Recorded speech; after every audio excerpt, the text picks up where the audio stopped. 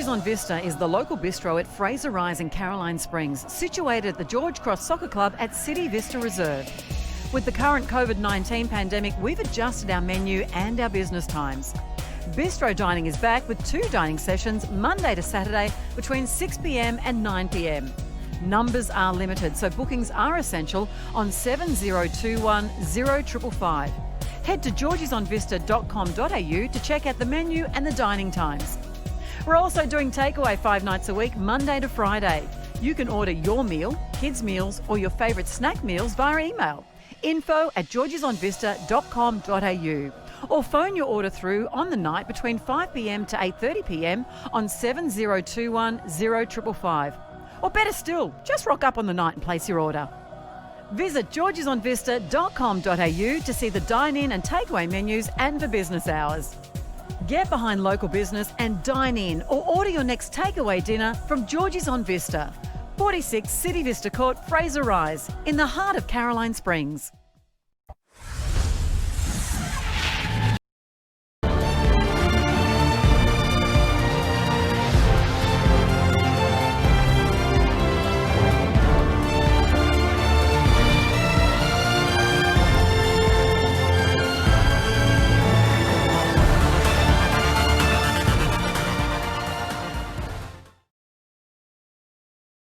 What do you need to succeed?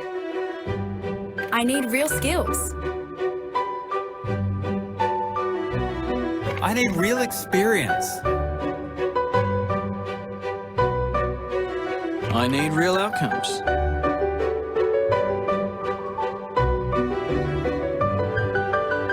With hundreds of courses to choose from, it's never been easier to steer your career in the right direction. The Gordon can get you there.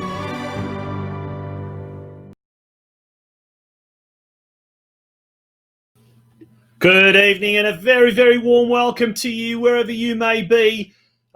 You're coming to you live here on the Football Out West show, and it is an important and a massive program tonight, an absolutely huge program tonight. My name is Tonchi Prusak, and joining us, like he does every week, Craig Filer. Good evening, Craig. How are you? And it is going to be a massive show tonight. Hey.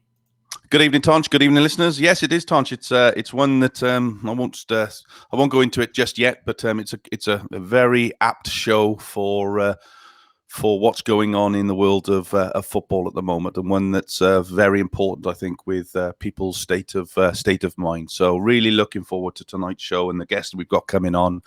Having seen him and having witnessed him in person presenting, it really is a really good, heartfelt, warm presentation. And I think, the people that will listen to our guest tonight will walk away feeling very, very different. Well, if that hasn't got you all excited about episode 31 of the Football Out West show, well, then you really, really will need to know that there is a lot of news happening, even though there's a lot of stuff not happening at the moment. We know what we're talking about. But one of the things that we are having tonight is a very special guest from one of the clubs that has really had an exciting 2020 season prepared for him. And we'll find out if COVID-19 has put a break on that or not. Tonight's club focus is all about Hoppers Crossing Soccer Club. And we have the president, JESS SMART, joining us all the way from Bright, by the way. She's away on holidays with hubby Kevin, well known around Hoppers Crossing. And Craig, they'll be actually phoning us in, unfortunately, because the internet is connection up there is just as bad as it is in Point Cook. How is the internet connection in Point Cook? Yeah, you can joke. I've got 3 bars tonight, and it's just like I said that. It's just popped in. We're actually all right tonight, so somebody's obviously paid the bill. But so we've got Jess phoning in tonight, which is not the norm. But look, it's as good as it's going to get, and we'll still get a very good insight into what the local Wyndham Club Hoppers Crossing have been doing through the very, very long off season. And that's all courtesy of our sponsor tonight, the Gordon. Real outcomes real skills for real outcomes is the motto by the Gordon. Very, very big thank you to the Gordon, and they have nominated the club that they have been involved with last season and obviously for this season as well, and that is Hoppers Crossing Soccer Club. So that is going to be fantastic stuff. We'll be hearing from them a little later on, but our big guest, you obviously know who it is, Jake Edwards. Mate, wait till you see the intro. I think that's just going to leave your spine tingling, that's for sure. But in the meantime, Craig, I think what we might do is we might head over to the news desk. So if you prepare yourself and get all the news desk ready, we're going to have the first of our news desk items.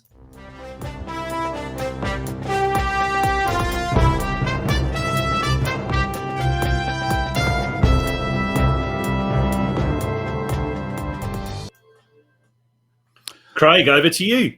Thank you, Tonch. Good evening, everybody. So, news, where do we start? I suppose looking at the comments already that are coming through, let's start with, I'm going to say a debacle that is football in Victoria. And let me start by saying that I say debacle in a not a way that's meant to have a go at anybody, but it is a debacle.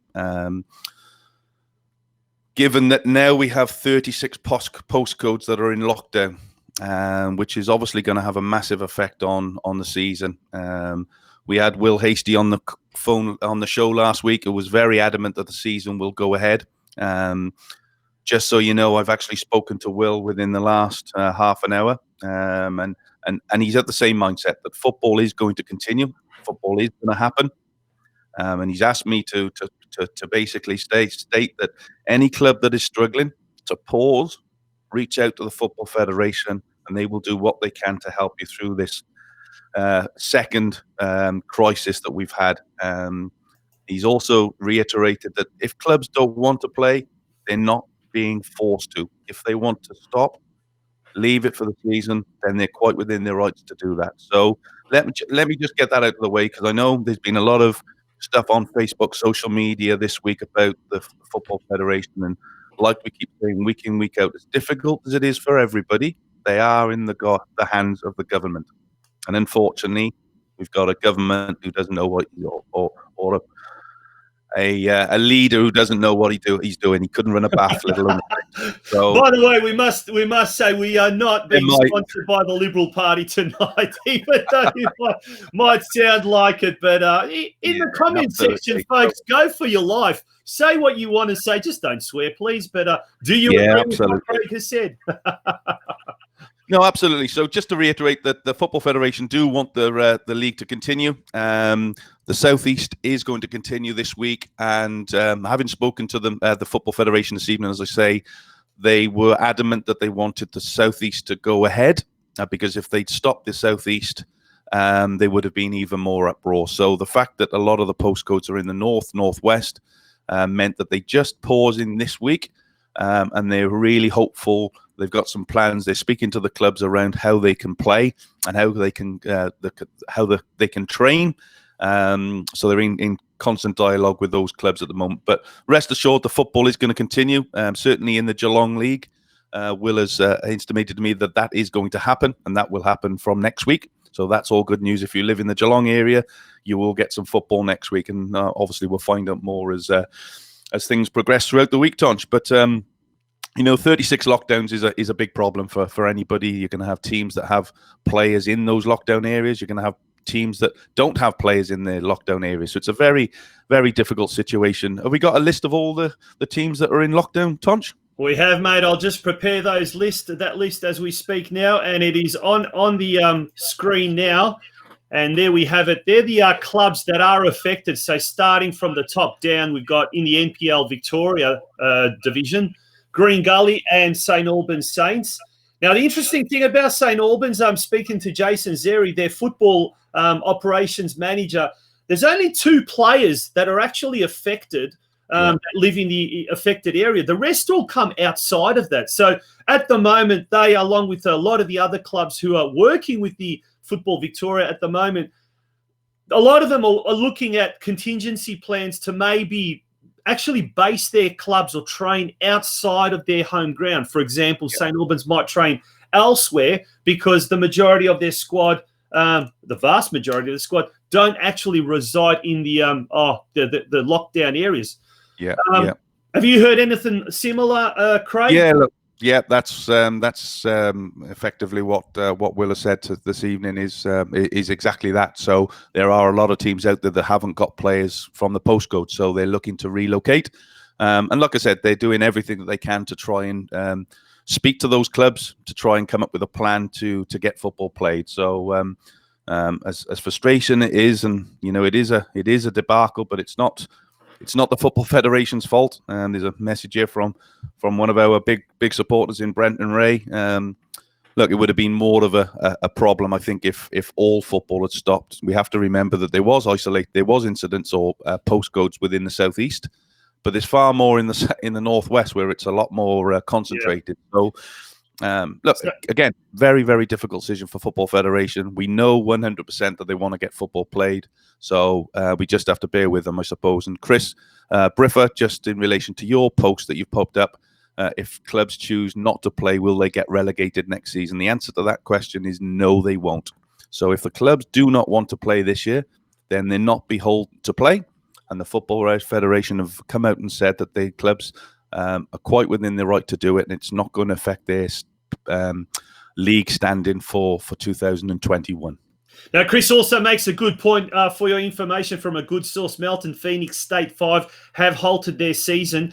And there are a lot of clubs, as we said, on the screen at the moment. These are the clubs that are located in the lockdown areas. But there are a lot of clubs that are affected because a lot of the players that play within their ranks actually reside in the lockdown areas.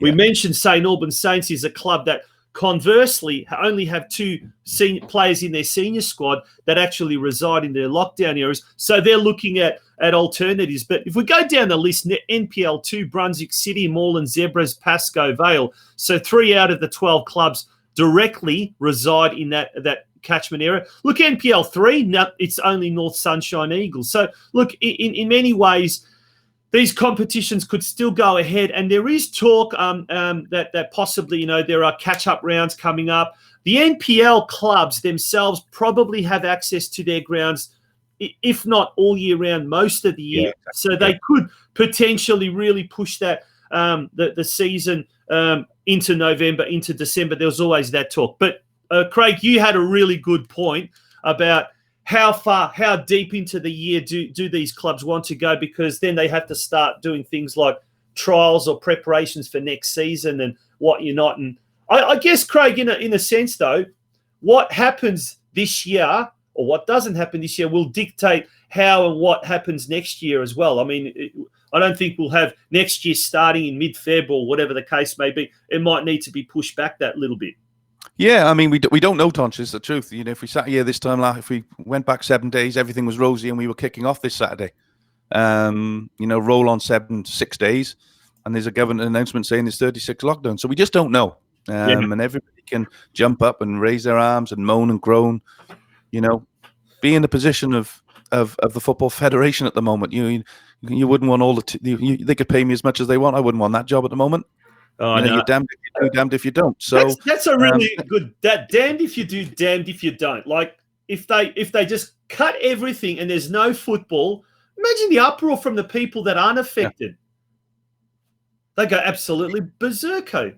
Yeah, they can't win. They can't win, and I've had my things to say on Football Federation, and most of it is being fair and reasonable. But sometimes you just have to put your hands up and say they're governed by what happens above.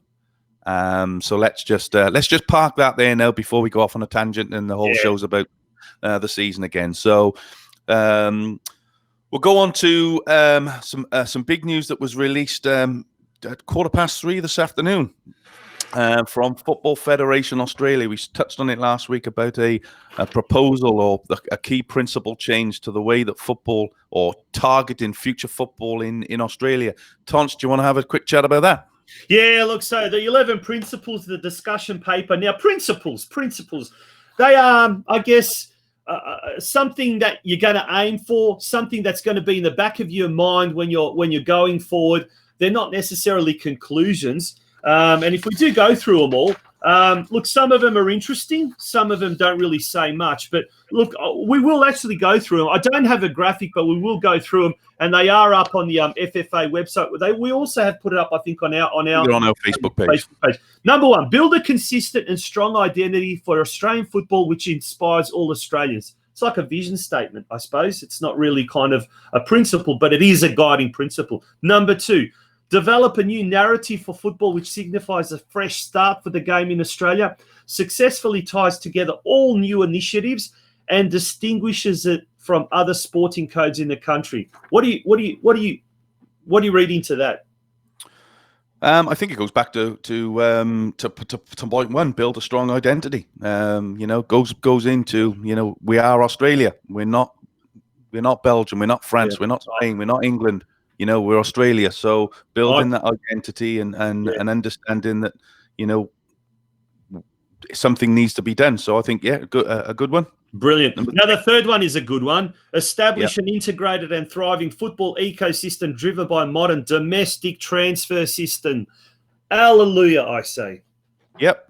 That's I've highlighted that as part of one to bring out. We've talked about the transfer system regularly on the show, and finally they've put that as part of the plans going forward. So that's great to hear. Now, the number four, and we're going to whiz through these very quickly because otherwise we'll be here till midnight. But number four is a very important one. Read through the lines. Create a dynamic and engaging football product by optimizing competition structures, wait for it, to connect Australian football. Promote competitive balance and tension, promote uncertainty of outcome, incentivize sporting achievement, and prioritize the fan experience. I reckon that's talking about a second division and ultimately promotion and relegation. Great. Yeah, honestly, it doesn't matter who you are, what you are. Those 4 points, I don't think you can disagree with. Yeah. Craig, have you got number 5 there?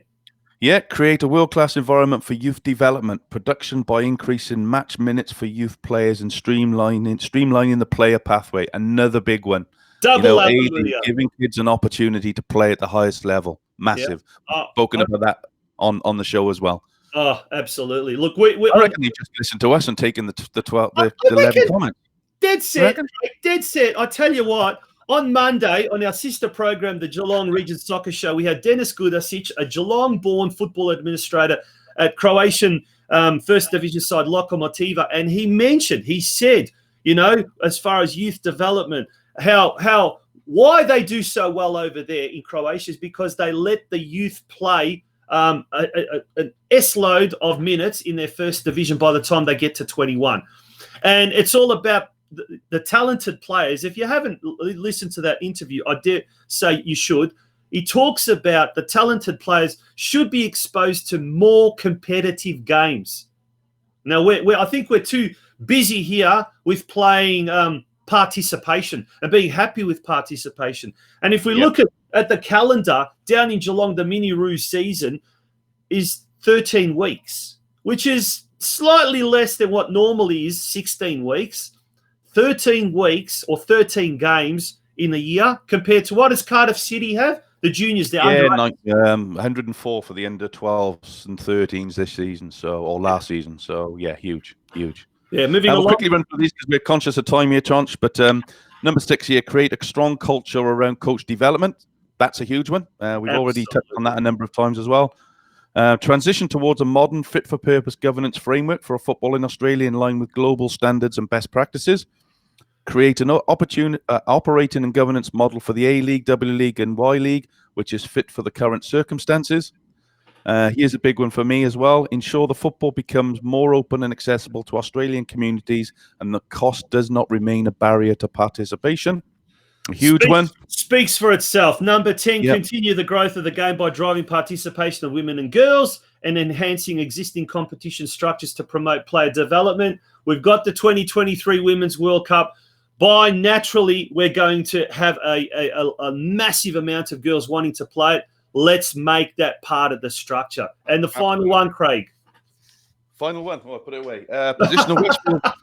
Position the Westfield Matildas and the Socceroos as the unifying symbols of the game and heroes who are teaching a Welshman how to speak English. Unifying, not unifying. Unifying. Sorry, I'm looking at it and I can't read it. It'll be the Australian football identity to inspire every young Australian, regardless of their ability or background. So That's it. look, they're up on our Facebook page if you want to have a quick look and read it in full. The full statements there, and you can have a look there. Otherwise, we'll be here till 11 o'clock, and we won't hear any guests. Yeah, exactly right. Now, one thing is to have all talk, but if we don't have any action, that's the problem, you know. So, absolutely, at the moment, this is gold. I think this is gold. Now, mate, we're going to take a very quick break. When we return, we're going to have our very, very first guest on the line, and she's going to be the president of Hoppers Crossing, JESS SMART. Don't go away. You're tuning in to the Football Out West show.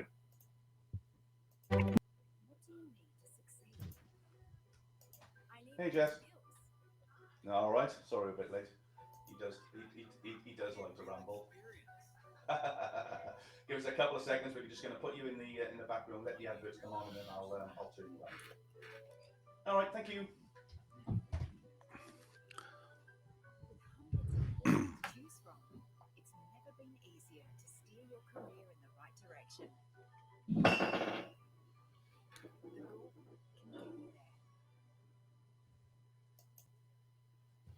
Welcome back to the Football Out West show. You're listening to Craig and Tonchi bringing you all the latest news, and it's episode 31 of the Football Out West show. Craig, have we got our guest on the line? We do, yes, Tonchi. She's there, ready and waiting from lovely Bright, where she's away with the family for a bit of a break. Welcome to the show, JESS SMART. How are you?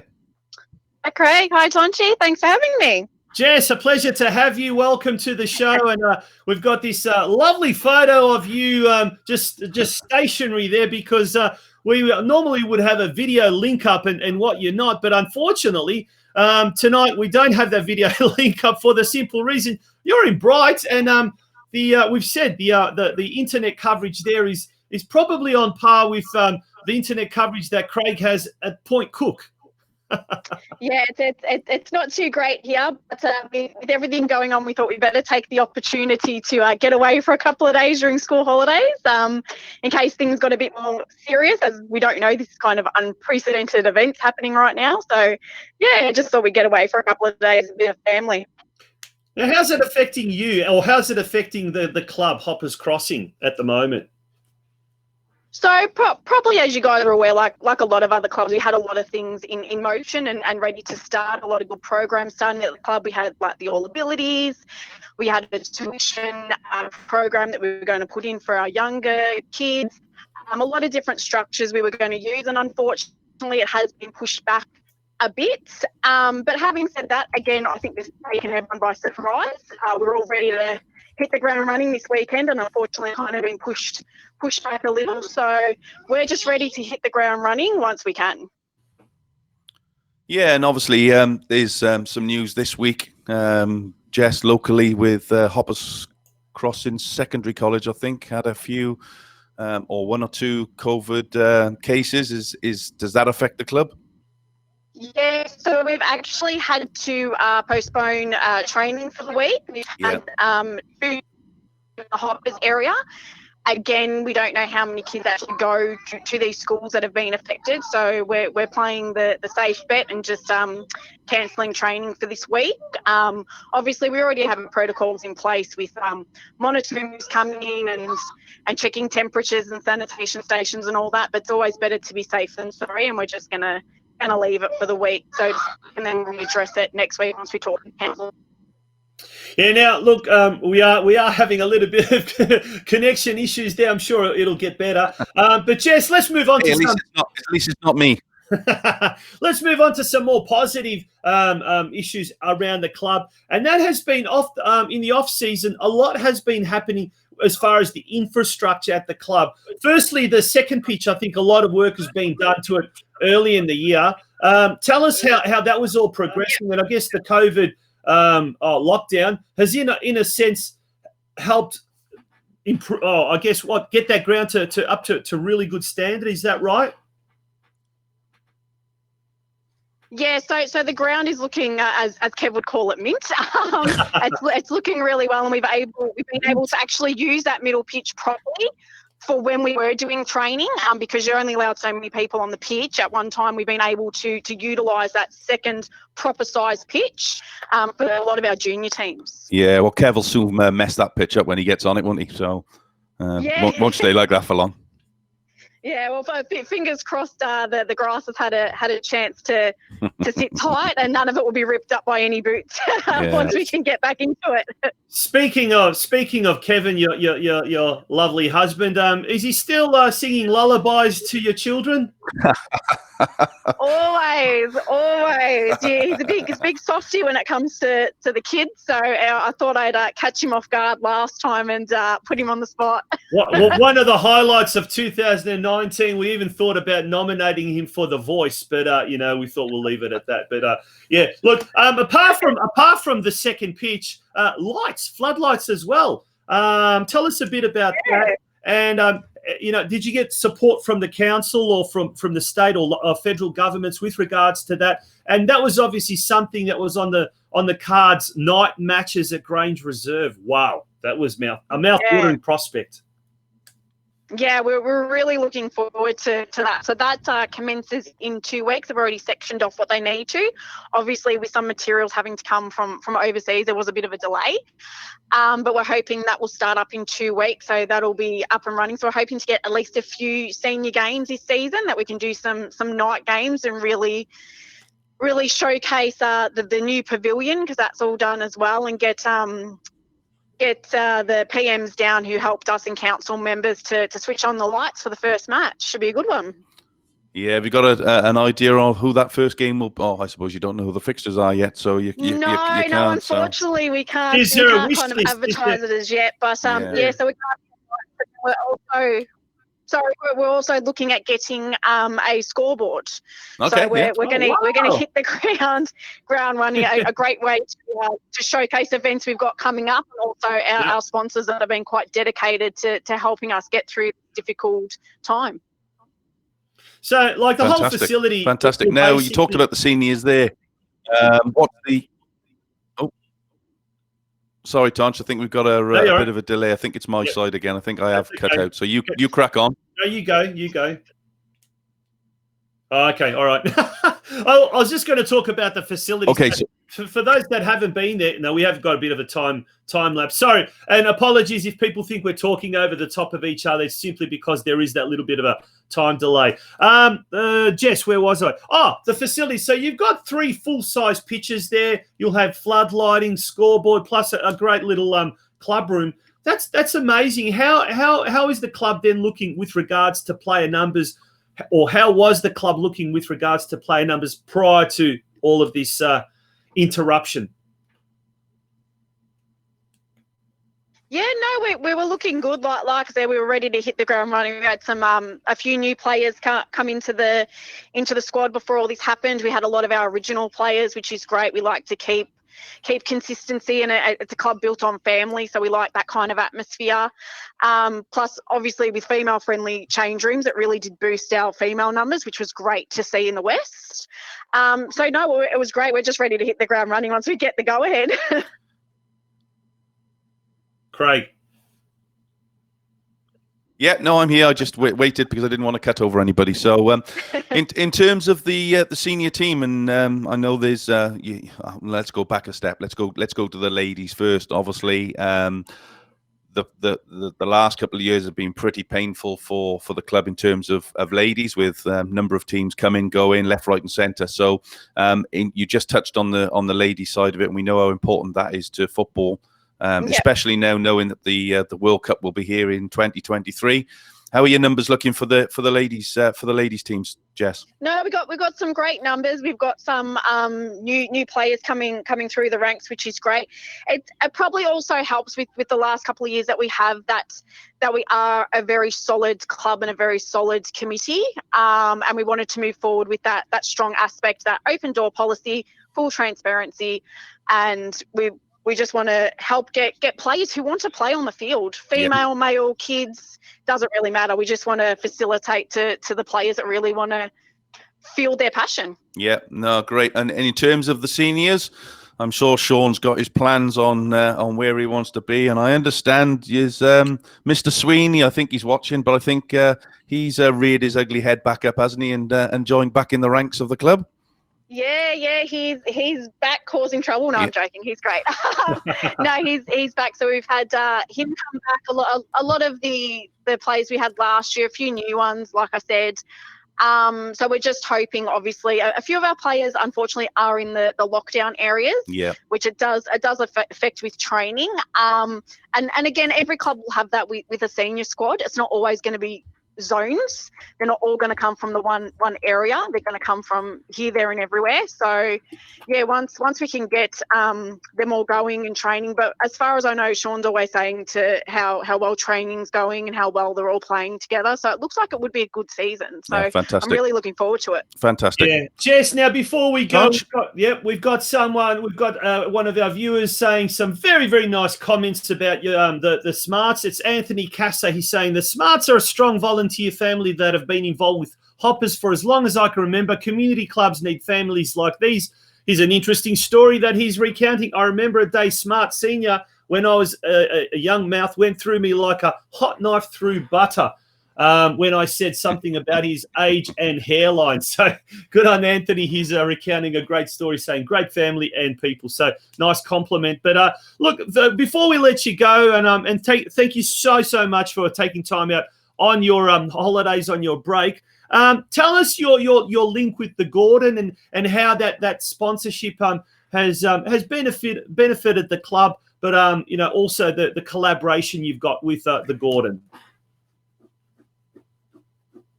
Yep, so the Gordon have been great. They jumped on board, I believe it was last year, so they've been a good, strong sponsor for us. Again, a lot of tradies at the club, so it works well, and we love to promote anyone that's looking to support people that want to go into a trade, more education, and giving people a great pathway to do what they really want to do. And they're a great sponsor to have on board, and we love having sponsors of that quality that we can showcase as well as we possibly can. Awesome. Okay, Jess, thank you very much for joining us. The president of the Hoppers Crossing Soccer Club, JESS SMART, much appreciated for taking some time out to give us a bit of an insight into what is happening at Hoppers Crossing, and we cannot wait for those lights at Grange Reserve to be switched on. So thank you very much to Jess for joining us, and all the very, very best.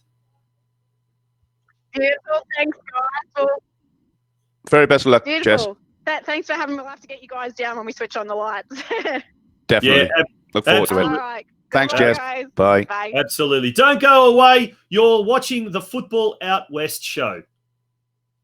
George's on Vista is the local bistro at Fraser Rise in Caroline Springs, situated at the George Cross Soccer Club at City Vista Reserve. With the current COVID-19 pandemic, we've adjusted our menu and our business times. Bistro dining is back with 2 dining sessions Monday to Saturday between 6 p.m. and 9 p.m. Numbers are limited, so bookings are essential on 7021 0555. Head to georgesonvista.com.au to check out the menu and the dining times. We're also doing takeaway 5 nights a week, Monday to Friday. You can order your meal, kids' meals, or your favourite snack meals via email. info@georgesonvista.com.au. Or phone your order through on the night between 5 p.m. to 8:30 p.m. on 7021 0555. Or better still, just rock up on the night and place your order. Visit georgesonvista.com.au to see the dine-in and takeaway menus and for business hours. Get behind local business and dine in or order your next takeaway dinner from George's on Vista, 46 City Vista Court, Fraser Rise, in the heart of Caroline Springs.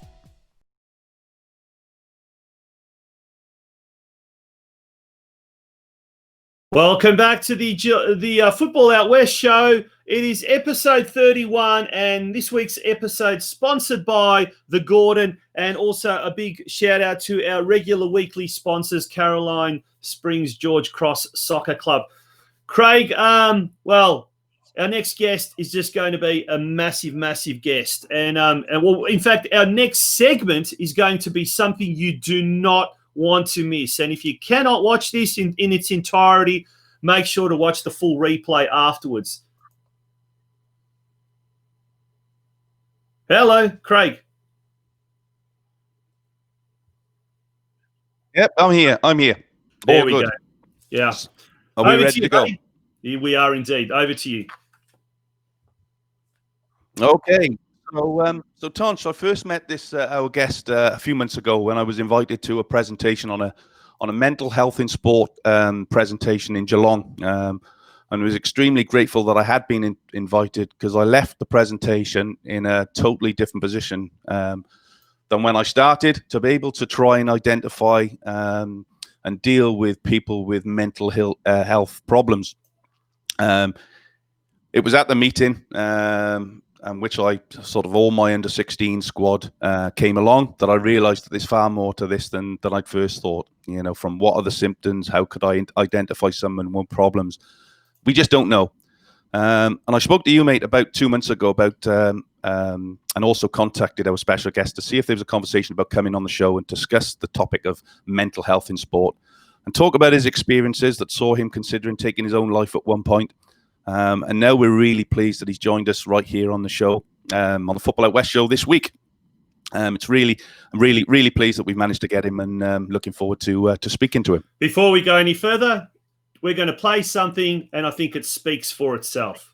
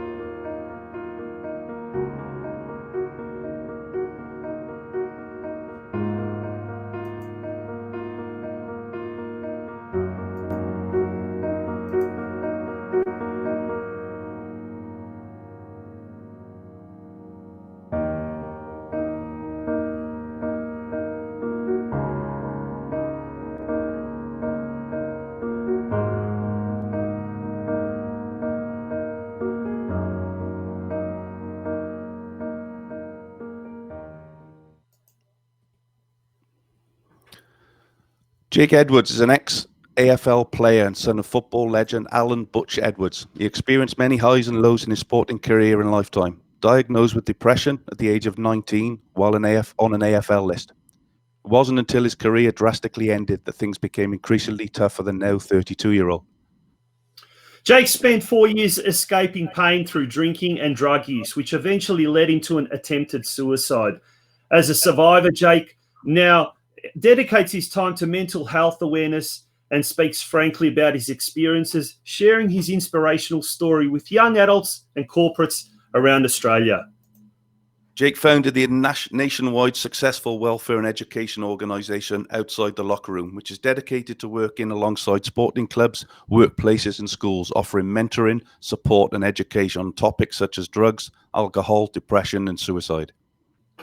Outside the Locker Room supports well over 8,000 young adults and their families today in our communities right across Australia. Jake's story covers all aspects of resilience, persistence, and adversity, while ensuring that each person will leave inspired, driven, and focused. With experience of speaking at a swag of large companies in the media and over 50 secondary college and many sporting clubs, Jake is the very best in mental health advocacy. Good evening, Jake. Welcome to the show. Thanks for agreeing to come on and talk to us about the issues that are prevalent in today's society, and even more so given the current COVID crisis that we're currently in. How are you? Yeah, terrific, guys. Thanks for having me. No problem. Thanks for joining us, mate. Really appreciate you taking your time, and like I said, it's something that's it's so relevant in this day and age. Yeah, it certainly is. You're not wrong. It's as mentioned earlier, I guess it's unprecedented times, isn't it? We're all learning as we go, and certainly our community sporting clubs and our environments of connection with sport. In some elements, especially in the AFL code, community sport's been taken away for the winter, which is unfortunate. So, we're all working together the best we possibly can, and we're hoping to get the message out there even more so now, because it's going to become extremely relevant over the next couple of years with the ripple effect it's going to have. Yeah, absolutely. So I suppose the question is, why have we asked Jake to come on the show this evening? Yeah. Firstly, we want to try and reduce the barriers of, I suppose, uncomfortableness in holding conversations. There might be people that that might have mental health, drugs, gambling, domestic violence. It might not be yours. It might be somebody that you know. And secondly, really, to create awareness for your business outside the locker room program, how it can help individuals and clubs, schools, etc. And obviously the opportunity to hear your incredible story that I've had the pleasure of listening to. And as I've said, I get quite welled up when I talked about it, because I've actually seen it and I've listened to you. And it's been really trying to get you on for the last couple of months to talk about this. But now I think with everything that's going on in football, it's a real prevalent and good opportunity to have these discussions. Yeah, I appreciate that, Craig. Thanks for the invitation. More than happy to join and spread the message. And I guess for me, and like many, being an elite athlete as I was at one time in my lifetime, and mental health, being depression as it was, it doesn't discriminate based on your culture, your experience, your level of sport, and it's something that I experienced back then, and I still continue to experience today. And the charity outside the locker room is something I'm very proud of, and the legacy that I leave behind with that is something I'll hopefully look back on in many years to come, with impacting a lot of people's lives. And just want to say thank you to you both for the platform that you've created here to be able to share the message. Jake, thanks very much for that. Take us back to a time when things looked so good. You looked like you were on top of the world. You got to the elite level of AFL, and even prior to that, tell us about your childhood, because you came up in your dad was a famous AFL footballer, and just tell us a little bit about your background. Sure, no worries. I grew up in country Victoria, out in between Geelong and Ballarat, for those that are listening. So I'm actually a West boy myself. So it made sense for me to pop on the show and say g'day. And I was a fifth player in my family to play AFL football. So my great-grandfather played over 100 games at the Bulldogs. My grandfather played over 100 games at the Bulldogs, including 54 premiership. My father played combined Richmond, Collingwood and the Bulldogs, over 100 games. And my cousin, Shane O'Brien, who played nearly 250 games at Collingwood. So growing up, it was a big part of my life, as you can appreciate. If I gave blood tomorrow, there'd be little footies floating around. Although it's probably not the type of football that you guys would like it to be, it was certainly the oval, odd-shaped one. That's not football. That's handball. That's Australian handball. I've got to be very careful how I link. I've got to pick my crowds, no doubt. But no, all good. So for me, growing up, it was a big part of my life, and I was fortunate enough to be drafted at 17, 4 weeks out of year 12 it was, and got to live my dream. And I'll never forget that moment of being drafted and the look of my father's face and just how proud everyone was. And it was certainly an exciting time. And then getting recruited into the system was something that I guess, like most elite athletes they talk about, is getting drafted is one thing, but then it kind of just starts again. And you realize you go from a big fish in a small pond to a very, very little fish in such a big pond as well. So my career kicked off in 2005. I was picked number 36 in the national draft. And then the next couple of years, things were going along pretty well. As a young man growing up, I was always pretty confident. I got along with most anyone and everyone at school. I wasn't a troublemaker by any stretch. And for me, football was always on my agenda. And I didn't have anything else behind me. That's all I wanted to do was play footy. And first couple of years of playing AFL football, everything seemed to be going along pretty well. So the question you asked around, I guess, me as an AFL player very early, the perception on most footballers at the elite level in sport is you've got our lives together. We've got a lot of money. We've got opportunity. We've got all the support around us. I've got great family. And I had all these things. I just bought a house. Just before I was diagnosed, I signed a contract for 2 more years. I was on $180,000 a year as a 19-year-old. So I was on some pretty good money and going along pretty well. Well, on the outside looking in, people would perceive that. And I started going through symptomatic issues with depression right at this kind of midway of my second year of my AFL career. I had a severe injury. I dislocated my ankle. And off the back of that, it kind of probably triggered me into falling into somewhat of a spiral of mental illness, and I found myself really just getting out of bed was tough. I've never really experienced it before. I was always a pretty motivated person, and then I just found that over a period of time it was getting harder and harder to get motivated. I didn't want to be around my mates anymore, so didn't want to be around the football club. Just want to be at home, away from everyone, and I started feeling very emotional all the time. So I'd be crying on the way to training most mornings, and I couldn't put a finger on it why. Because us blokes, we tend to get very frustrated and angry when we can't understand certain things. So I'd have these roller coaster of emotions, and I'd be 100 meters from the football club, and I remember I'd be in the car and I'd be shaking and I'd be crying and having these anxiety attacks. And my biggest fear was that my teammates would know what's going on, and I guess they would perceive me as being weak, being soft, someone who couldn't deal with the pressures of playing AFL football.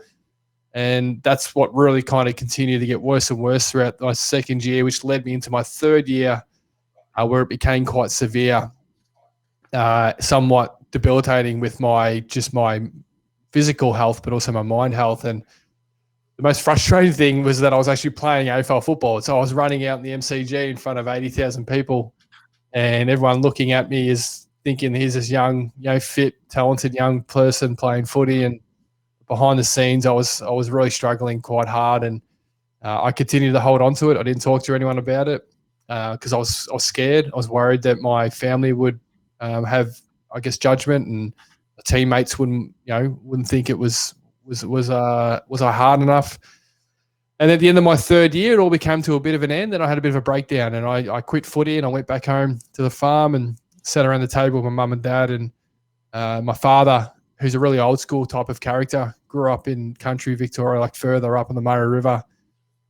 He's a very intimidating man growing up, so I wasn't really sure how he'd receive the conversation of me talking about me crying and things like that. But to his credit, he handled it very differently, and he put his arm around me and comforted me, and mum was there, and a guy named Rod Ashman, who's an ex-Carlton champion, was in the room. And this is in my kitchen at home where I'd grown up every day. And off the back of that, I was encouraged to go back to the football club, and I had one more year to go on my contract. So I sat in front of the doctor, and that's when I was diagnosed with clinical depression and anxiety. And I remember being diagnosed being one thing, but looking back now in hindsight, one of the encouragements I try and give to most people who find themselves in a position of being diagnosed with a mental illness is encouraging people to ask questions and be intrigued by the illness of mental health, because it is a really fascinating challenge when you learn about it. It's very integratable, and I've learned over the last however long it's been now, over 10 years, I've had mental health issues and challenges that, especially over the last 5 years, I've been able to integrate it into my life. And I wish I had have asked a lot of questions back then.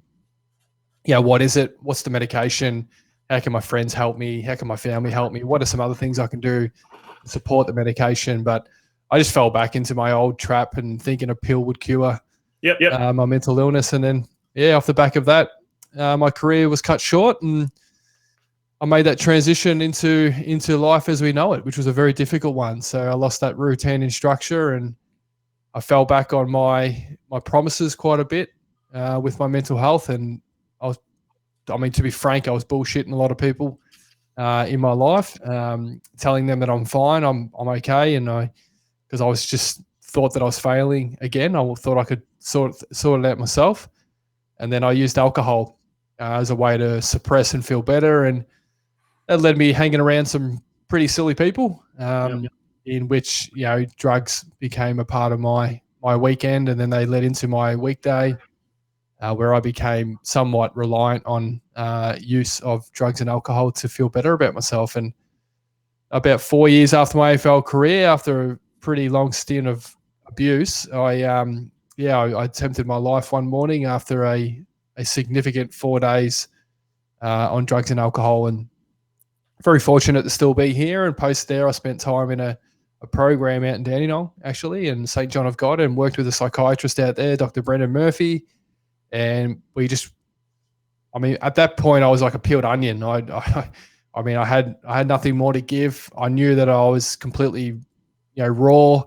I had to start again, and that was an opportunity for me to learn about mental health and understand why I felt like I needed to use drugs and alcohol to feel better. And that process saved my life, coming through that clinical support part as well. So, yeah, that's kind of the quick version of it. There's a lot more in and out there, but I'm mindful of time. Yeah, look, it's such a to get to that stage means it's very, very serious, obviously.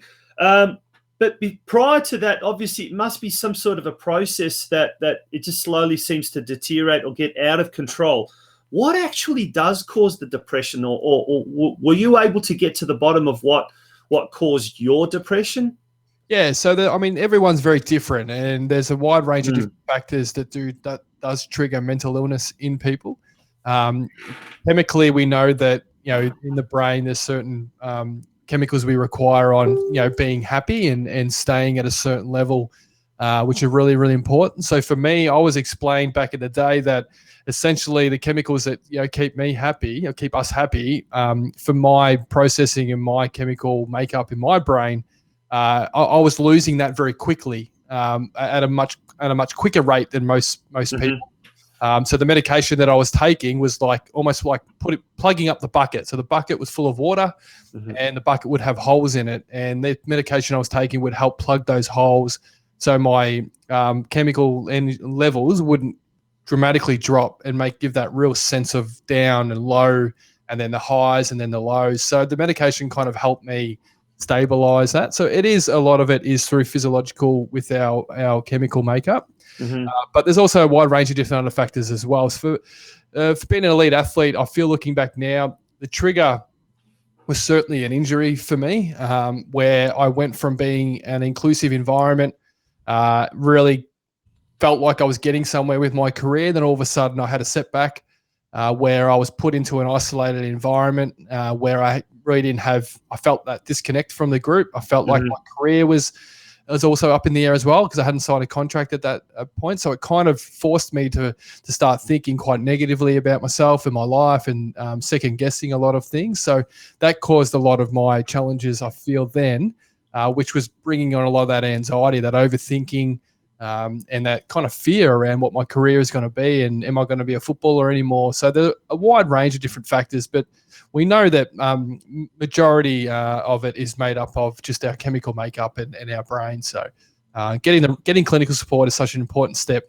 in identifying that as well, because complex mental health, so depression is one form. There are many different forms of depression, and there's other different forms of mental illness, such as bipolar, borderline personality disorders.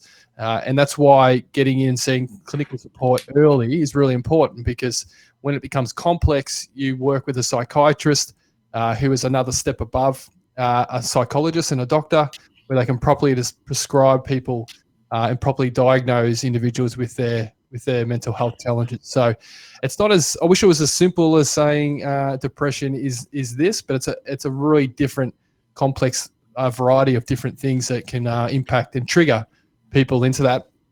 Even things such as relationships, work, personal health. So fitness, nutrition, hydration. There's a wide range of different elements that does impact our mental health. Yeah, and I just want to just drop back to something you said in your speech there about, you're a young up and coming AFL football player. Boys like to be seen as strong. You going into an AFL training day in, day out, knowing that you're mentally not right, and having to put on a brave face so you don't show that you're weak. Oh, there's a sign of weakness there. How hard was that to do? And did any of your players anticipate that there was something wrong? Because one of the big things for me as a soccer coach, Jake, and I'm sure it'll be prevalent to a lot of people listening today, is we don't know. In most instances, we don't know when people have an issue outside of what we see in the training schedule. So, what was the outcome of that? Because that was something I picked up. Yeah, it was. I remember looking back, and I was so young. I was 18, 19, 20 years of age, and I was still trying to find myself in this world and where I fit, especially in a environment of 44 other blokes who are your mates as well, but you're also competing week in, week out to to play AFL football. So that in itself had its own challenges. And in terms of my teammates, I've spoken to a few teammates today, and looking back now, even having chats with them, none of them identified or could remember any signs for me back then, which would ideally identify someone with a mental health illness. Because what I would do is that I'd come into the football club, and my biggest fear, as you've touched on there, Craig, is my being accepted by my mates and my peers and my teammates. And for me, if I were to come out, I'd walk into the club and show vulnerability or weakness through crying and the mood swings and things like that. Who my biggest fear, mate, was that the club would push me out. Yeah. My mates wouldn't talk to me anymore.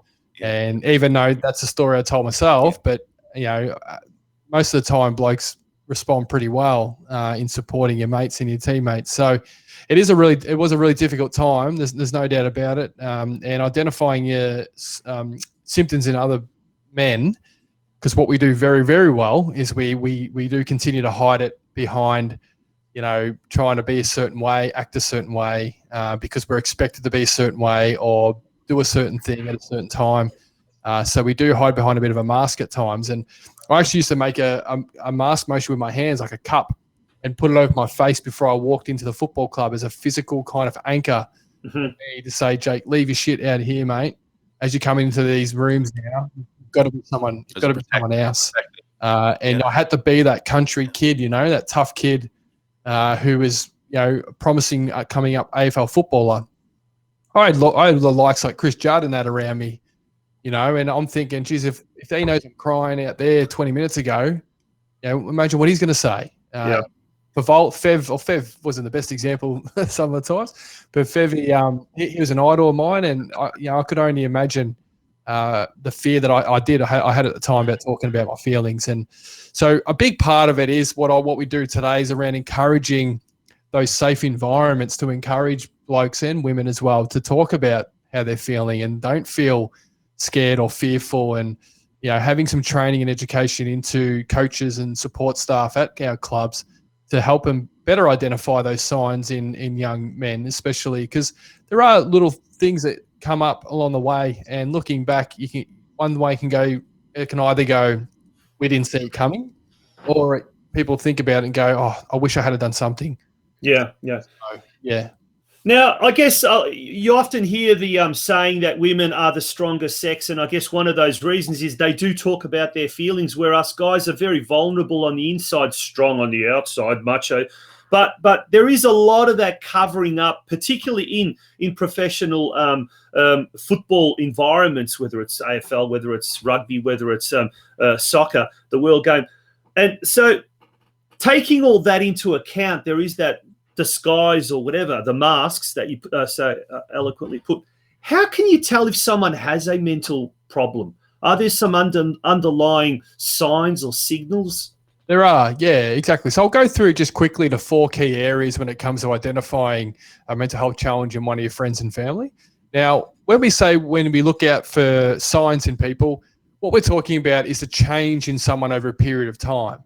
So what we mean by that is saying that, hey, you know your friends and family better than anyone else. So you know how they are, how they act. You've known them for many, many years. So you know their consistent behavioral traits and how they look and how they behave. So when we say identifying a mental health challenge, we're talking about a change. And we're not specifically saying that people are doctors to pinpoint that person has depression.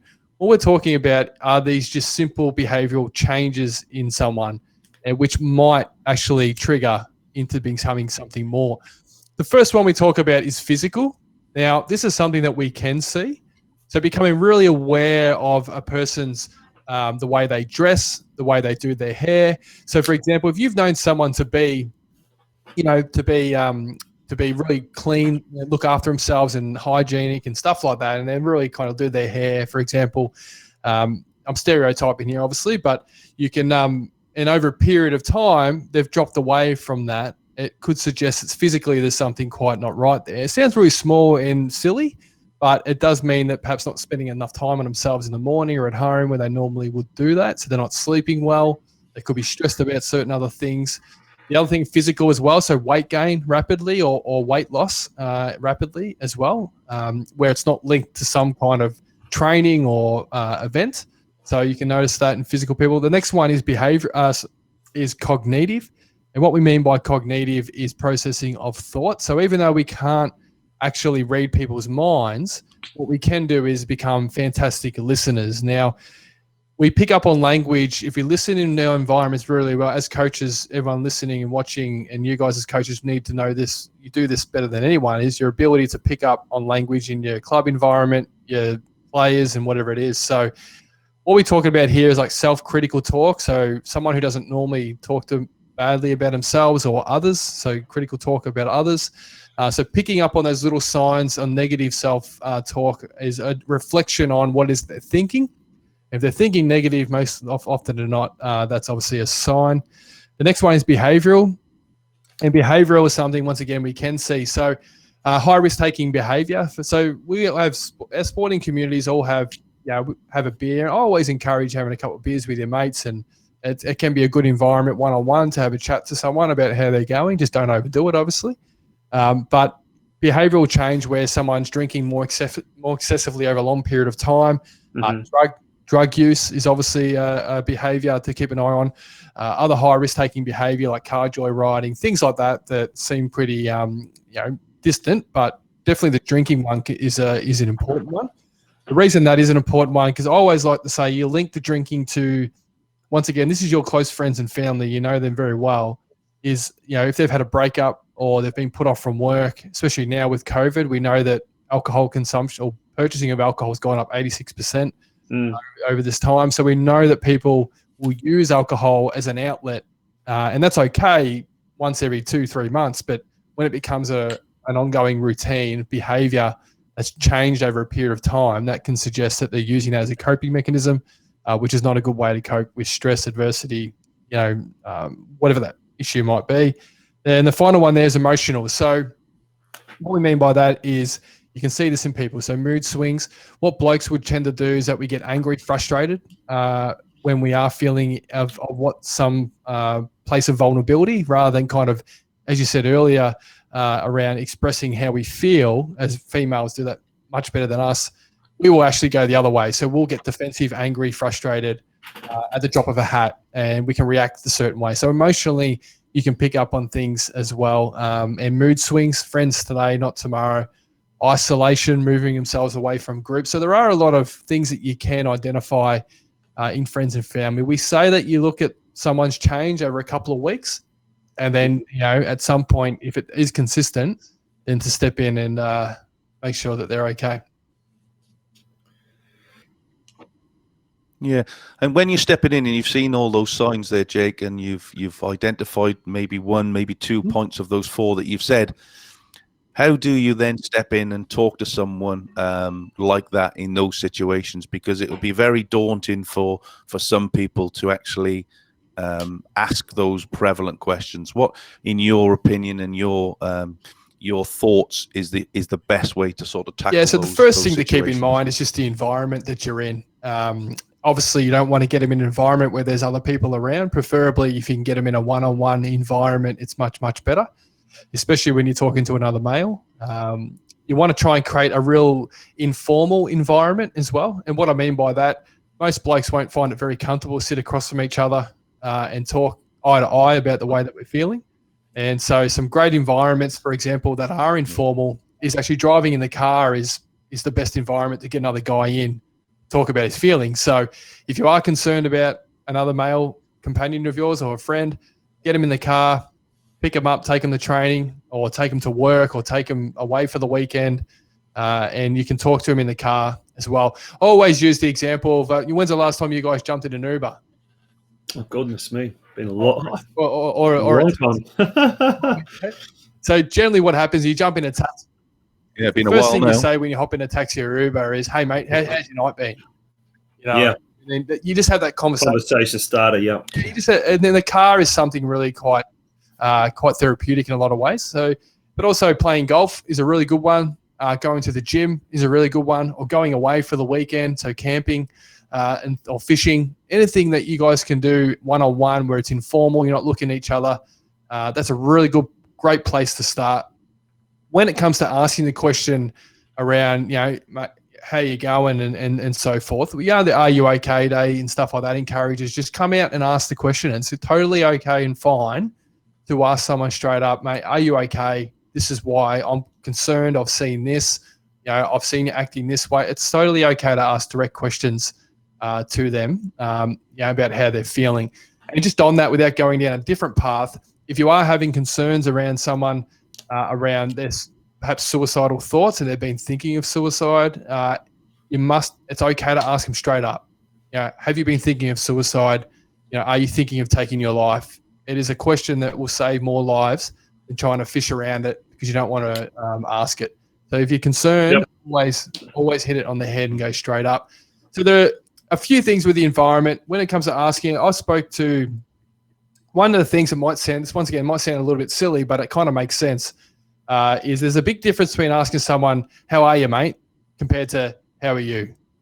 Yeah. In that tonality, so how are you, mate, compared to how are you? Yep. So I would always approach it not in such a kind of throwaway kind of, how are you, mate, type of thing. I really try and tone it down and say, look, mate, how are you? I've noticed this. This is why I just want to ask the question. Just check it in to make sure that you're okay. Is there anything I can do to help? And if they start talking, just sit and listen. Don't interrupt them. Don't say, oh, you'll be fine. You'll figure it out. You want to validate them. You want to say, mate, that must be hard. Tell me more about that. And just encourage them to open up. And there's no right or wrong ways to ask the question, but there are kind of guidances and tools that you can have around how to do it as well. And most often than not, you're going to get the answer is, I'm fine, mate. I'm okay. And if they do say that, if they do say that, don't get angry. Don't get frustrated. Just be there and say, look, it's okay. Don't talk to me now. When you're ready, come and speak to me. You got my number, mate. I'll pick you up next week. I'll check in with you to make sure that you're okay. Now, Jake, I guess in society, in everyday life, there are certain vocations where people seem to open up just naturally. If you sit in a hairdresser's chair, you seem to tell the whole world everything that goes on. And as a journalist, I've had so many people where they say, I go. Where they definitely doesn't affect me, that one, Tom. Well, as a journalist, they say never trust a journalist, but then they say use the magic words off the record and they tell you everything. But on a serious note, in the football environment, do people react a little bit differently to people who have got authority? Say, for example, your team captain, or maybe someone who's been there that little bit. You talked about Fev, you talked about Chris Judd. Maybe people that have been there a little bit longer. That maybe someone has got that almost that. They worship him in a strange way. Are those people able to get through maybe to some people that otherwise even their mates might not be able to? Yeah, look, I'll give you one example. Just to answer that question directly is yes. I mean, obviously, if we're going to have any mental health awareness impact in education at any levels of sport or in our community, first and foremost, we need our leaders really driving it. So our leaders are those people that have been identified who have respect within the community, people within a sporting club organisation who people look up to. So the consistent messaging needs to come from these people ongoing. And that's a really important framework of sustainability when it comes to building those safe environments to encourage mental health conversation in sporting clubs as well. Because it's all good for programs like us to come in and educate, but if we don't have these advocates in the clubs ongoingly encouraging it, then it really does leave behind the important message we have. So yes, it is really important to have that. To give you another example as well, we have a lot of parents who come to us and say, oh, I'm not getting through to my son or my daughter. Have you got any advice and things like that? And now I'm not yet a parent, but the advice that our team does give is essentially saying, you know what, it's like playing sport in a lot of ways. You could get your head coach up in front of the group talking to 44 different blokes around the same messages, and it's not going to go through to every single one of them. But all of a sudden you bring in an assistant coach and they say the same message just a little bit differently in a different time, and then that person in the room goes, oh, I get it perfectly. So one of the advices we give to parents is maybe looking at bringing in auntie, uncle, or an older brother or someone else into the family unit that person respects, that they can actually relay that message to them rather than having to come from the parent the whole time. So having those real role models and captains, if you want to call them, in our community are really important to help our message, and certainly the mental health message. Fantastic, and that's something that really is relevant to all sports clubs, but especially the football clubs, where it's always the captain has that little bit of a more important role, particularly in the dressing room, out on the field, and sometimes they're able to get through to their players on all sorts of levels that maybe even the coaches, maybe even the team managers and committee members can't get through. Craig, you had something to ask, yeah?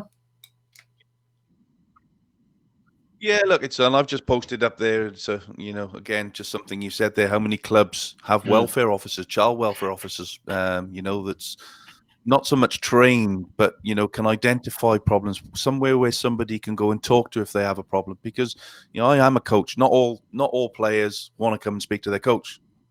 A lot of players are frightened of their coach because they're worried about might not play. You might put me on the bench because my head. So a lot of players won't. So I think it's really important that clubs have someone within a club that young players, old players can go, even parents, committee people, coaches can go and talk to. It's not just about, players here. So I think it's really Craig, important I want to ask you that happens. something. But I just want to talk about, I suppose. Sorry, I just wanted to ask you something. Something that's just popped in my head, and I don't know if this is a real British kind of a thing, but a lot of clubs in Britain used to have like club chaplains, didn't they? And it was traditionally you'd have someone who was either a person of the cloth, or if it was actually someone who was a member of, a clergy or whatever.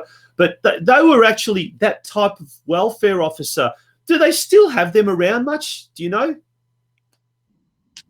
Yeah, look, I think a few clubs do. Certainly in the higher echelons of football, they will. Not in the junior football, but there's certainly going to be those clubs that would be around. Absolutely, Tonch. Yeah, brilliant. Yeah. Sorry to cut you off, but it just popped into my head. Yeah. So I just want to touch on outside the locker room, and obviously you can see all the banner behind you, and I'm lucky enough to have my T-shirt, which I do wear, that my wife tries to get on, and I keep it away from her every weekend when she goes out. So, how did it all come about, and where are you looking to go with it? Yeah, so obviously through, I think, most non-for-profit charitable organisations, it starts up because of a story, and as I mentioned earlier, went through mine. So the organisation was started nearly 6 years ago now, which is it's gone so fast, I tell you. So where we are today, we started off working with 13 sporting clubs in Victoria when I started it. Now we've worked with about 250 across Australia. We've got funding in every state except for Victoria, Northern Territory, and Tassie, which is good. Looking at getting Victoria covered over the next 6 months. It's just been difficult because of COVID. Basically, there's no money in the budgets at this point. So we are an education and welfare program, and what we do as an education side of things, we roll out 2 visits per sporting club and school per year that we work with, focusing around mental health, but also the sporting clubs have the option of selecting which follow-up session that they want. So we have drugs, alcohol, gambling, leadership and culture. There's about 6 other sessions that you can choose, but they have to do the mental health session at the very beginning, which is great. And then the other one that comes up was our welfare program, which is really, really important. It's our biggest point of difference. There are many education programs out there. We pride ourselves in the way we deliver our program, but our welfare is certainly a really important part of it. So we offer a free, immediate platform for sporting clubs and school students and families, a part of them both, to reach out to our welfare team, where we offer free, immediate support and helping with putting to care plans, so support immediate health welfare, and then connecting people with local services in their area and mentoring that process as well. So anything from mental health, drugs, alcohol, gambling, doesn't matter what the challenge is, our team is available to support. We're not a crisis platform. We partner with Lifeline and other lines to support that, but we offer that kind of, hey, I need to talk to someone. Where do I go? Where do I start? We have an app, a free app, and we get everyone to download the app. And then on the app, anyone can actually reach out to a member from our welfare team, which generally takes around up to a couple of days to get back. But we do have resources on our app where if it is an emergency, they can contact people straight away. So we act as that kind of triage in between, I've got a problem, services are there, outside the locker room I'll go to. So you mentioned before, Craig, around our our focus is really trying to encourage allowing sporting clubs as a coach to coach, to allow your president to become because you guys are volunteers on the grassroots, and the role we're trying to play is that welfare role. So if at any point as a coach, parent, anyone involved in the club, you can actually go, hey, jump on the app, message the guys at outside the locker room, or here's the number, give them a call, speak to them about any welfare concerns that the club or people might have as well. And we do some training for people inside the clubs also if required. So that's what we do in a nutshell. It's been great. And clubs can contact you. I've got a couple of more questions, but clubs can contact you directly through the website to maybe set up something with their local clubs. Yeah, they can, mate. It's just www.otlr.org.au. They can jump on our website. Otherwise, social media is another platform. Just search us on there. Outside the locker room will come up, and a member of our team will be able to have a conversation about the program. Yeah, we've just popped that up in our comments section, and we had. Okay, now I just want to touch very, very quickly. Sorry, Craig. I was just saying we've just popped that in our comments section. So that's www.otlr.org.au. We also had a few snippets that were being shown on the screen there, and it also had the values. So we'll go through them very quickly: community, compassion, courage, innovation. Very, very strong values there, Jake. It's something that really kind of resonates, I guess, with most sporting clubs, if not all sporting clubs, particularly the one about community. And it's something that I wanted to talk about very quickly was the fear, which is something that drives every one of us. In sometimes it can be a positive, sometimes it can be a negative, but whether it's be the fear from getting hurt, not being selected for your team, for school kids, for young teenagers, the fear of exams or fear of falling from grace. How can this emotion, fear, negatively shape a person's career, sporting or otherwise? Yeah, well, I think it's a great question in terms of fear, and there's a few things that I had to work through post my event and working in the clinical system. And the emotion of fear is something that I over many years have had to learn to kind of listen to and appreciate. And I think trying to avoid it and trying to run away from it is the worst thing that you can possibly do. You see now with many elite programs now, they're doing a lot more stuff around mindfulness. And I'm not sure whether you've seen, I think it's the Essendon Football Club out on the MCG before games. They're lying on the ground and they've got their mindfulness coach talking them through some meditation before the game, and they're all just lying literally on the MCG, lying flat on their back. What we're encouraging now is to not deflect fear, to really embrace it.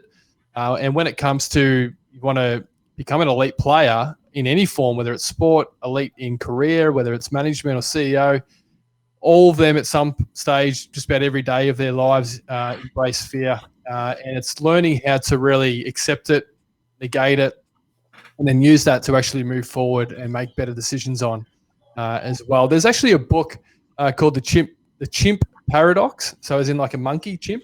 Mm-hmm. The Chimp Paradox it's called. And it was given to me by a guy, Dr. Brendan Murphy I worked with. And it's written by a guy named Dr. Stephen Peters. And he's a world's best sports psychologist. And this book actually, for the everyday punter, I'd say, helps explain where fear sits in the brain and how it actually controls a lot of our insecurity and how we can make some pretty irrational decisions out of that. Because not many good decisions come out of fear if you allow yourself to make from that. And the trick is you can't get rid of it. You can't stop fear happening in your life. Because a lot of it's external that comes in and internally it builds. So a lot of the time it's about actually being aware of it, listening to it, and then giving yourself time to actually process it, and then allowing the part of your brain, which is the frontal part, which is your reasoning and your factual part, to make better, clearer, better precise decisions. And you can't do that unless you really embrace fear into your life as an emotion that we all have to interact with and accept at times. But once we get all the facts, we can make better decisions, and sometimes fear brings out the best in us. Yeah, look, and that's a really good point, and I use that a hell of a lot in when I'm coaching to my young players. That, you know, if you're not making mistakes, you're not learning. Yep.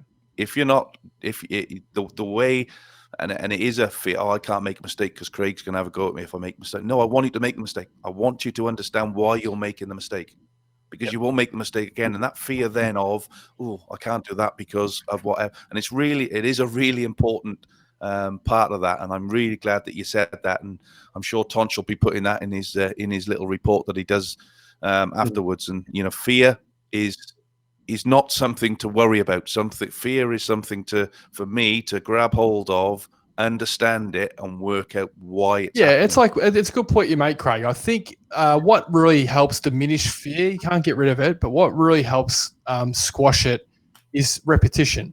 And let's say, for example, I mean, most of us are scared of sharks, for example, but most of us don't jump in the ocean every day. For those people that jump in the ocean every day, generally have somewhat of level of composure around their fear. Yes, they're still scared, but they have a level of understanding around their fear of sharks. Where if I was to jump in the ocean tomorrow, I'd be freaking out about it. But if I jumped in it every day for 4 weeks, I'd probably have a sense of kind of understanding of my fear and how to actually understand it more. So repetition is really important, and facing your fear is a really important part as well. I remember there's a part many years ago, I had a problem with my phone. I had an issue with answering phone calls because I had a fear that everyone didn't like me and people were going to have criticism of me. And it was my own thing that I was making up in my brain. So what I do now is that every Friday, I deliberately make phone calls to everyone and people in my life to get used to talking on the phone and get used to having that conversation, that good relationship with my phone. It's like fitness, right? For those people who don't want to work, want to go to the gym, but you don't enjoy going to the gym at 5 a.m., then don't go to the gym at 5 a.m. You're going to build a bad relationship with fitness, so you're not going to go and want to do it. Go do it after hours and build a good relationship with it. And that's fear as well. So I think it's repetition. And the book actually talks about people like a Ronaldo and a Messi, when they walk up to take a penalty shot, for a split second in their mind, they have negative self-thinking. So they have doubt, they have fear. But what they do better than anyone else across the planet, what makes them the best in their sport, is that straight away they squash it, and basically say, I hear you. I'm the best player going around. I'm not going to miss this. I'll do this with my eyes closed. So they have a sense of kind of reassurance on their ability and their skill because of their preparation. They work hard. They're dedicated. So come to that moment, that fear is just, it's there, but it's very, very quiet. But they'll put their hand up to take a penalty. Yeah. Taking all of that into account, what message do you have for the young people out there? What would you suggest they do, or what type of thinking should they practice to proactively safeguard themselves from letting fear overtake them, especially in that sporting environment, what you just mentioned then? Yeah, it's a great question. I mean, and one thing I've taken through my life, and one I think it's got to me to where I am today. Yes, I've been through a lot of difficult times, and I've never brought on this as probably what I should have, but it's like when you're lining up, as soon as you take a mark and you're 30 meters out, the first thing that you can think is, I'm going to miss this, or don't miss this. And what happens? You end up missing it. There's no coincidence why footballers generally miss the ones that are 10 meters out in front compared to the ones that are 50 meters on the boundary line, because they're not. You take a mark 50 meters out. You take a mark 50 meters out. You're thinking, I might kick this. I'm not sure, but I'm going to have a go at it. Let's see what happens. And then, but when you got the one that's 20 meters out in front, you're like, oh, I can't miss this. I shouldn't miss this. No one else would miss this. So you really get that kind of crippling feeling of fear, and it destructs your preparation to kick the ball. So it's the same thing in soccer. I'm sure that when people walk to a penalty, all of a sudden, sometimes that goal can feel so small, but then sometimes you step up, it can feel so big. So it's just about actually telling yourself those thoughts start coming in, saying, look, I hear you, I'm scared, but I can do this. I've done it before. I've trained for it. I'm prepared for it. I'm ready. So you got to have that reassurance of thinking, that positive psychology coming in behind it. And that's the skill when it comes to negative self-talk and self-esteem. But I remember 1998 World Cup when Croatia. Sorry, Craig. I was just going to use a soccer analogy here. In 1998 World Cup, Croatia in France, and Davor Šuker came up to take the penalty, and he did this. He intentionally started feeling his pulse, and that was his way of calming himself down and taking a deep breath, slowing things down. You know what? A few months after that, you just saw all the kids doing that exactly every time they'd come up and take the penalty, which illustrates the importance of some of these role models, the professionals going about it in an open, transparent, honest way. And guess what? Some of that is going to, pass on to the kids who are going to say, it's all right. It's all right to have this fear. It's fine to have this fear. But you know what?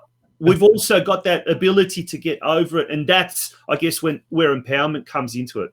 Yeah, no, you're exactly right. And I feel that when we're talking about a topic such as fear, and what you mentioned there is someone being extremely emotionally aware and someone who's extremely emotionally intelligent. So as people, the next phase of mental health awareness is actually identifying our different emotions and how we feel at certain times, and being able to sit with them and actually understand that right now I need to take time away. You know, I can come back to this later. My emails can wait a couple of hours. I just need to go and address me right now. So it's becoming more and more relevant in workplaces. We're seeing it now with COVID, how it's testing a lot of people's ability to connect, and the flexibility, hopefully workplaces are allowing that to take place. So there are also other people out there as well that they'd probably walk up to the penalty spot and they kick the ball straight away. So they probably think, I don't want to overthink this. I'm just going to kick it and use my natural ability to kick the goal. So it's not necessarily a one shoe fits all. It's about identifying what works for you and what's going to get the most for you out of that moment. So for me, I go between both, and that's totally okay. There are moments in life I enjoy creativity. I love, things that are spontaneous, but then there are things where I have to sit with and think deeply about for quite a while. So, but generally speaking, relationships for me is I feel very deeply about people. But when it comes to my creativity, so music and stuff like that, I'll just wing it and let's just go off and pretend to be someone else. So it's really about understanding the fear for you and what it means to bounce back. Now we are talking with and I've got. Sorry, Craig, go. Yep. Off you go. No, go on. You carry on. I was going to say we're talking with the CEO of Outside the Locker Room, Jake Edwards. It's a fascinating conversation. We're going to take a very, very quick commercial break now, just for you to take a little bit of a breath. And when we return, we've got some very, very important advice for people, family, friends, teammates, etc. Don't go away. You're watching the Football Out West show. What do you need to succeed? I need real skills. I need real experience. I need real outcomes.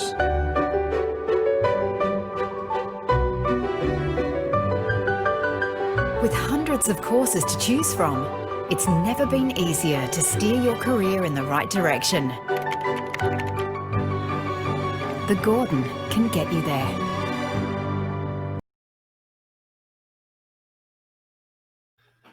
Welcome back to the Football Out West show. It's an absolutely enthralling subject that we're tackling tonight. A very relevant subject, something very, very important to everyone at the moment, and that is the issue of mental health issues, particularly in sports clubs. And we're talking with the CEO of Outside the Locker Room, Jake Edwards. Craig, you've got a question for Jake. Yeah, and look, on a conscious of time, Jake. So thanks for being patient with us. We want to try and it is an important topic, and we want to try and get as much information out there to help everybody that we can.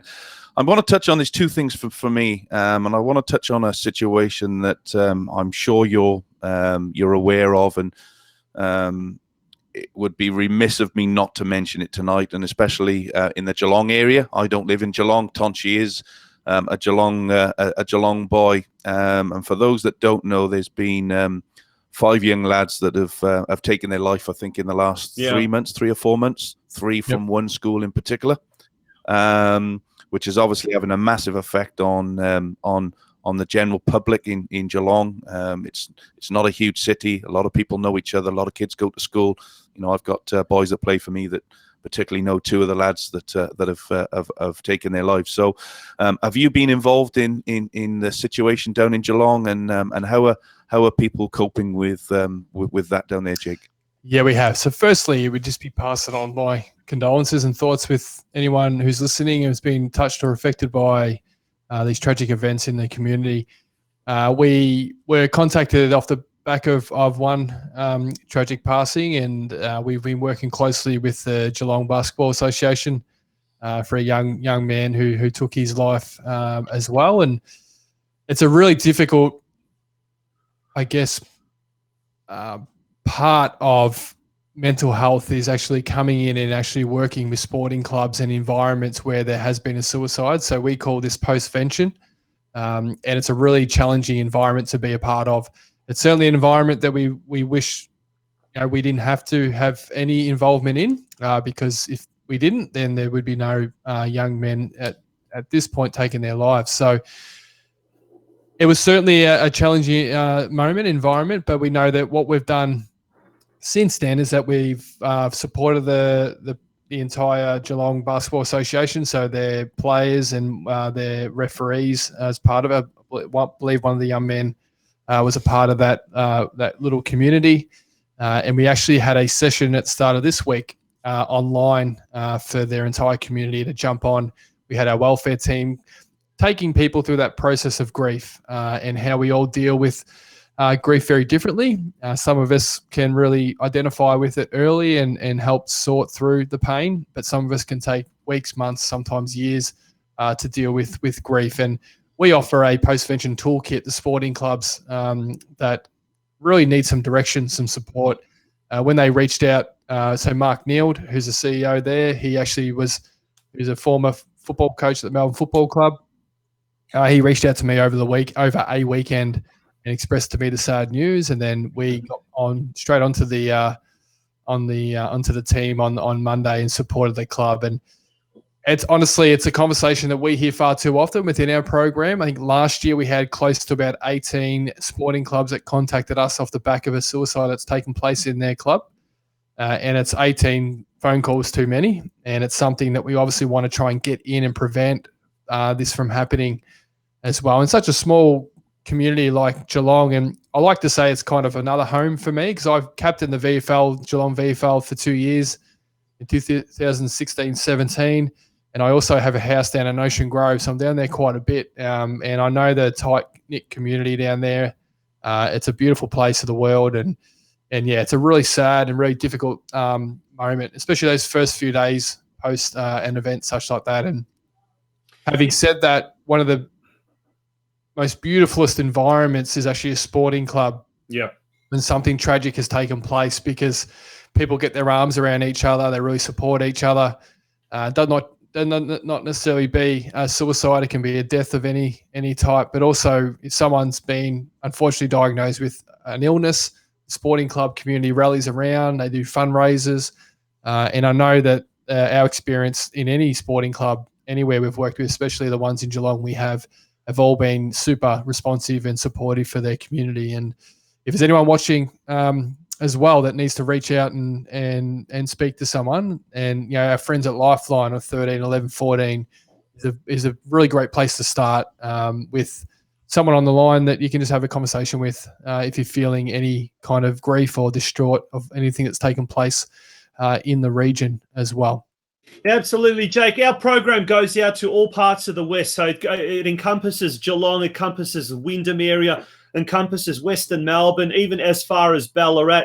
And all of those areas have in some way or another have had potential for all sorts of youth issues, youth-related issues, whether it's bullying, whether it's gang problems, drug culture, obviously lockdown now with what we're experiencing, obviously, whether it's unemployment.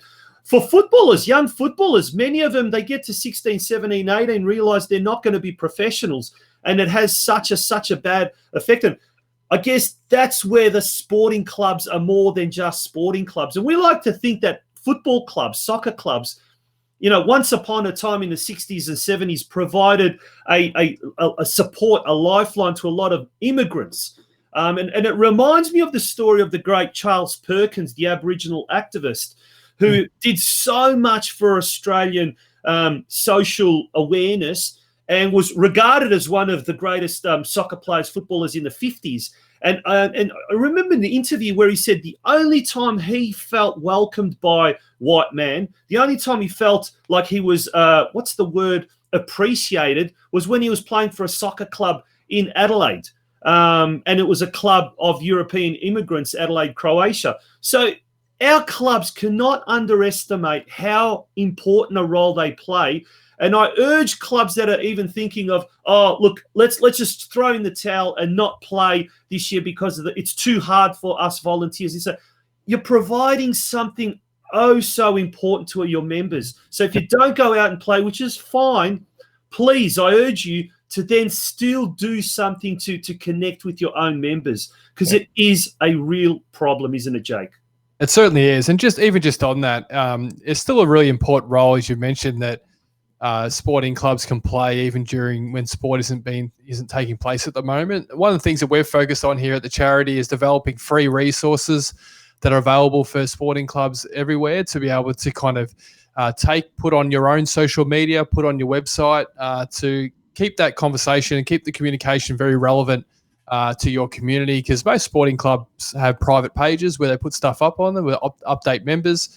So if any sporting club watching this would like more information about our free resources, we got videos with experts from mental health, everywhere from stress, relationships, employment, that you can put up on your pages. We've got a wide range of different things that can support, so you can still play a terrific role over this time. And as volunteers, it is tough, and we understand the pressure and challenge that this has brought on us all. But I still feel, as you said, that we can play a really important part. Great. Brilliant, Jake. Look, nothing else from me. I think it's been a really eye-opening as I thought it would be, and I'd just like to thank you for coming on, being open and honest with everybody, and talking about your issues, but more importantly now about the outside the locker room and how it's helping young people in sport, and not just young people, everybody in sport. So, as Jake has said, guys, if anybody wants any help, anybody needs any information, outside the locker room is www.otlr.org.au. Jump on. There's lots of information, videos, etc., from that. They're also got a Facebook page that you can jump on, I believe. Jake, is that right? Yeah. Facebook, Instagram. So. And obviously, if you do need to reach out and speak to someone, as Tonchi's put the number up there for Lifeline as 131114. So from my side, Jay, I just want to really thank you for coming on, giving up hour and 20 minutes of your time. I know it's a really, really important topic for us. I've been badgering Tonch to get this done for a long time, and I think the week that everybody's had in soccer, in football terms this week with postponements of games, it's a real good opportunity to start. Absolutely. So really appreciate it, and thank you for coming on, mate. Thanks, guys. Appreciate the opportunity. Yeah. Good on you, Jake. That was Jake Edwards, CEO of Outside the Locker Room. Wow, phenomenal, wasn't it? Just quick thoughts, Craig. We have gone well over time, and we're really careful to try and keep it as succinct as possible. But today was just something that was always going to not drag on, but it was going to go for overtime, well into extra time, because it's so important. Yeah, look, it's a massive topic, and you can see from some of the conversations that have comments that are coming up how prevalent it is. Look, I've, as I said right at the start, I had the pleasure of listening to him a few months ago, and you still listen to the story now, and it does impact you. And if it doesn't, there's something seriously wrong with you. But you need to. You need to be there. You need to support people. It's a very hard time for everybody at the moment. Everybody wants to play football. Football is struggling. People are losing their jobs. People are losing their houses. It's a time for everybody to get around one another, rally one another, and hopefully everybody will come out the other side in a far, far better place. So once again, really thank Jake for coming on. He's a top guy, Yeah. and if you're in a sporting environment and there's lots of people out there who are involved in clubs, and you want somebody to come to your club and talk, get on the phone, send them an email, and I'm sure they'll oblige. Absolutely. One last thing, the gentleman he spoke about, the young guy involved with the basketball, he was a referee. A kid of Indigenous background, a referee. I think he was only 15, 16. Now, I'm not saying for 1 minute it was the refereeing that led to what it led. Obviously, there's a lot of issues behind the scenes, but that's the other thing. I know certainly down Geelong Way in the western suburbs, I was speaking to a referee just recently who belongs to the Western Division. You get a lot of young kids now turning to refereeing. And look, if they're 12-year-olds, 13-year-olds, what better way to earn the first job? I'd rather they referee than they go to McDonald's or whatever the case may be. And, look, my kid's 8 at the moment, loves his football. But if something happened and he wanted to get a job when he was 13 or 14 to referee, we should be encouraging him. And unfortunately, the amount of referee abuse, and I know it's part of the game, so it is part of the game. But what we don't understand is sometimes we don't know what's happening to these kids. And especially when you get sometimes grown men or carrying on like pork chops, as they say, letting fly at some of these young referees. Or maybe this is a great opportunity to pull our heads in. And when soccer does resume, when football does resume, folks, next time you're going to swear at a 15-year-old or a 16-year-old, you don't know what's happening to that kid. And you don't know if that barrage of criticism that's part of the game might tip them over the edge, and we need referees, just like we need an opposition team, just like we need Football Victoria, just like we need,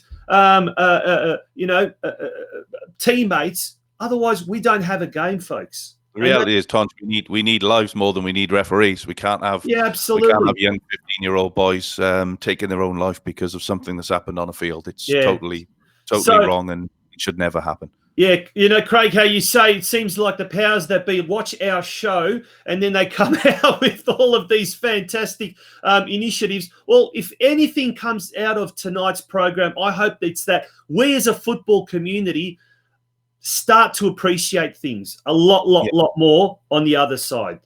Yeah, look, I'm really glad that we got him on. As I said, I've been trying to get him on for a while, and it's very prevalent in sport now. And I hope the listeners have had a good listen, a good insight. It's not an unusual topic. It's a bit morbid, but very, very prevalent. So I hope everybody enjoyed it, and we'll get back to a proper show next week. Absolutely. Before next week's show, make sure that you tune into our. I better bring that graphic up again. Monday nights, Geelong Region Soccer Show at 7 p.m. We had a phenomenal guest last Monday speaking about what Croatia does so well, and we also had an English coach who spent 19 years in Dubai. So we had a really good insight into what we need to do with our youth development system to go forward. That's every Monday night, 7 p.m. Simulcast on the Geelong Region Soccer Show, as well as the Soccer News, as well as Football Out West. Sunday night, the Football Fan Zone. Well, this Sunday night, Craig, I'm sure we're going to have results from games played in the NPL Juniors, the Southeast. We'll also hopefully have an opportunity for all you lovely folk out there to get involved with our program, to bring something up, and tonight's program has given you that much material to talk about. So we'd love for you to ring us or text us, and we'll call you back. Craig, what was that number as well? The text 04 0497 151 234. That's 0497 151 234. And of course, every Thursday night, Football Out West show at 7 p.m. live on our Facebook page. And then for all of those that are unable to tune in live, we obviously you can watch it as a replay, or you can certainly watch it on our exclusive YouTube channel. Big cheerio to Vladimir Zetovic and to the rest of our members as well. Can't remember off the top of my head now. We've got Christopher Cruz, Paul de Blasi, who's our Gold VIP member, Vladimir Zetovic, our Gold VIP member, and Christopher Cruz, our Silver member. Folks, join up, become a member of our show because we try and do our absolute best to get all the top quality guests on this show. And there's the address where you can go onto the website, www.patreon.com/Football Out West show. Please join up. It's not a massive amount of money, and you're helping the show. You're helping be an active part of this show. And on that note, Craig, I think we'll wish them all a good night. And thank you, mate, for organising tonight, because this is really you're doing. Really, really appreciate it. No problem at all. And hope everybody enjoyed it, and have a safe week. Absolutely. Good night. And thank you very much for being a part of tonight's show. All the very, very best. And to all those people in the lockdown areas, we're thinking of you. Our thoughts are with you. When we all come out together at the end of it, we're going to be a stronger sport and a stronger community. Good night. What do you need to succeed?